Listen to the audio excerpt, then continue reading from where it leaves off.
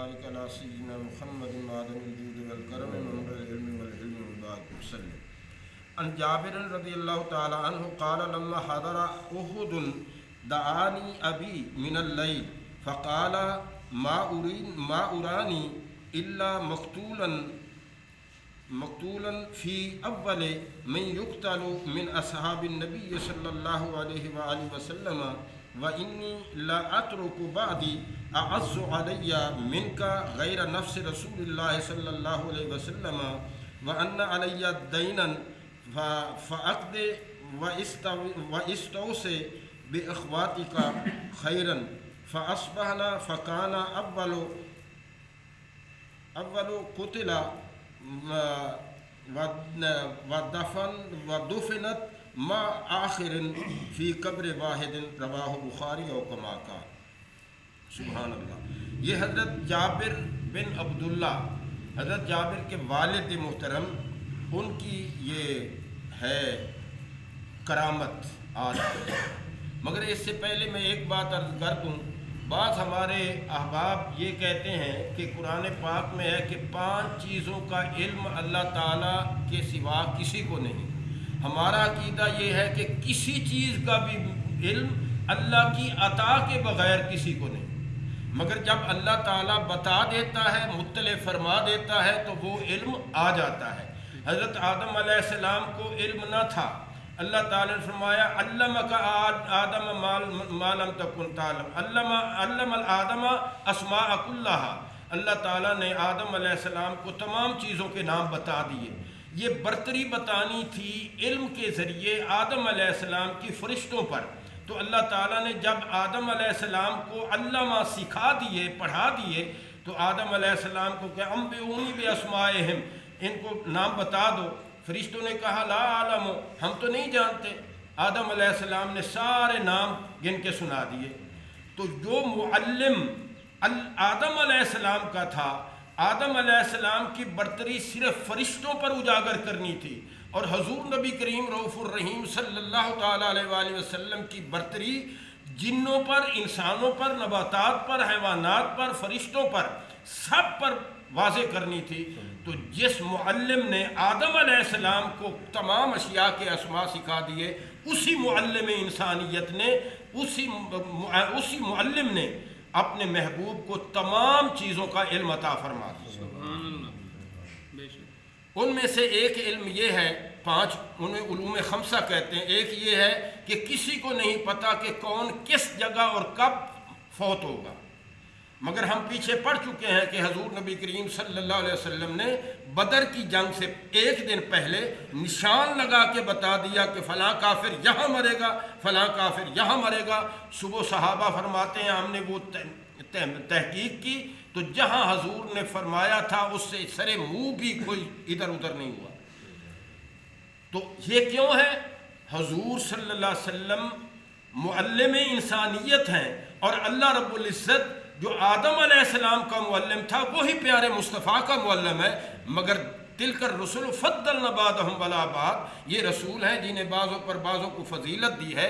جو فضیلت اللہ نے اپنے محبوب کو دی ہے، یہ الحمدللہ کسی اور مخلوق میں سے، خواہ وہ انبیاء ہوں، فرشتے ہوں، کسی اور کو وہ فضیلت نہیں ملی. ہر وصف کمال کے درجے پر اللہ تعالیٰ نے اپنے محبوب کو عطا فرمایا، تو علم بھی کمال پر فرمایا. سبحان اللہ. تو یہ تو ہے حضور صلی اللہ علیہ وسلم کی شان. حضور کے غلام کی شان دیکھو، وہ بھی اس علم کی نشاندہی کر رہے ہیں. حضرت جابر رضی اللہ تعالیٰ عنہ خود راوی ہیں، کہتے ہیں میرے ابا حضور عبداللہ نے جنگ احد سے ایک دن پہلے رات کو مجھے بلایا اور مجھے کہا کہ بیٹے، مجھے آپ سے زیادہ کوئی عزیز نہیں جو چیزیں میں چھوڑے جا رہا ہوں، مگر حضور صلی اللہ علیہ وسلم کے بعد. کیونکہ حضور نبی کریم صلی اللہ علیہ وسلم کا مقام و مرتبہ تو وہ ہے کہ وہ مجھے اپنی جان سے، اپنے مال سے، اعزاء اقارب سے، دنیا و ما فیہا کی ہر چیز سے زیادہ عزیز ہیں. ان کے بعد آپ مجھے سب سے عزیز ہیں. مگر میری بات توجہ سے سنو، مجھے امید ہے، میں دیکھ رہا ہوں کہ کل احد کے میدان میں حضور کے صحابہ میں سے سب سے پہلے میں شہید ہوں گا، سب سے پہلے میں شہید ہوں گا.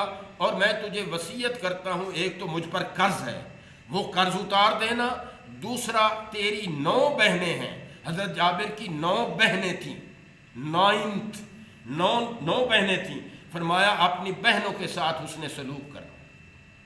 اس سے ہمیں بھی سبق ملا کہ اپنی بہنوں کے ساتھ اور اپنے والد کے کیے ہوئے وعدے اور ان کے قرض اگر وہ دنیا سے رخصت ہو جاتے ہیں تو ان کو پہلی حیثیت پر رکھنا چاہیے، ان کا قرض ادا کرو، ان کے رشتہ داروں سے حسن سلوک کرو، بالخصوص ان کی صاحبزادیاں جو آپ کی بہنیں ہیں ان کا حق مارنے کی کوشش نہ کرو، حق سے زیادہ دینے کی کوشش کرو، اللہ رب العزت آپ کو توقع سے زیادہ نوازے گا۔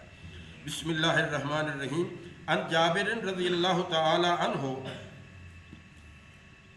قال لما حضر احد دعانی ابی من اللیل، جب احد کی جنگ کے پیش خیمہ شروع ہوا تو مجھے میرے ابا حضور نے رات کو بلایا، فقالا، اور مجھے فرمانے لگے، ما ارانی الا مقتولا فی اول من یقتل من اصحاب النبی صلی اللہ علیہ وسلم، اے بیٹے میں دیکھ رہا ہوں کہ احد کے میدان میں کل سب سے پہلے اصحاب رسول صلی اللہ علیہ وسلم میں سے میں شہید ہوں گا، شہادت کے رتبے پر فائز ہوں گا۔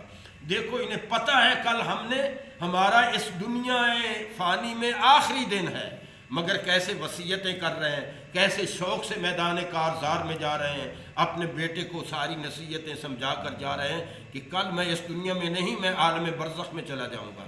تو اس لیے یہ وصیتیں ہیں۔ وَإِنِّي لَا أَتْرُكُ بَعْدِي أَعَزُّ عَلَيَّ مِنْكَ غَيْرَ نَفْسِ رسول اللہ صلی اللہ علیہ وسلم، میں حضور صلی اللہ علیہ وسلم کی ذات اقدس کے بعد سب سے جو محبوب، جو جس سے محبت کرتا ہوں وہ آپ سے کرتا ہوں۔ اس لیے وَأَنَّ عَلَيَّ دَيْنًا، مجھ پر کچھ قرض ہے، فَأَقْضِ، اسے ادا کر دینا۔ وَإِسْتَوْصِ بِإِخْوَاتِكَ خَيْرًا، اپنی بہنوں کے متعلق میں تجھے تلقین اور وصیت کرتا ہوں کہ ان کے ساتھ اچھا سلوک کرنا۔ فَأَصْبَحْنَا، حضرت جابر کہتے ہیں جب ہم نے صبح کی، میدان کارزار گرم ہوا، جنگ احد کا سما بندھا، تو فَكَانَ أَوَّلُ قُتِلَ مِنْكَ غَيْرُ قتل، و تو سب سے پہلے ہم نے دیکھا کہ وہی میرے ابا حضور جو تھے وہ شہید ہوئے۔ وَدَفَنْتُهُ مَا آخِرٍ فِي قَبْرِهِ، 2 شخصوں کو اسی قبر میں داخل کر دیا۔ وہ جو دوسرے تھے وہ جموح تھے، حضرت عمر بن جموح، یہ حضرت عبداللہ جو جابر کے والد ہیں ان کے بہنوئی بھی تھے اور ان کی دوستی بھی تھی۔